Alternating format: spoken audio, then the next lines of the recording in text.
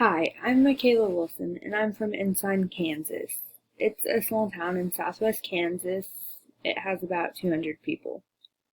I graduated from South Gray, and we had a really small class. Our graduating class size was 20. I cheered throughout high school, and I also bowled, and I've been bowling for about 12 years. I am on the bowling team here at Baker. I'm a freshman majoring in elementary education. I would love to teach second grade. I decided on second grade because my junior and senior year of high school, I got to be an aide in a first and a third grade classroom, and I enjoyed both of them, but I thought second would be a nice middle.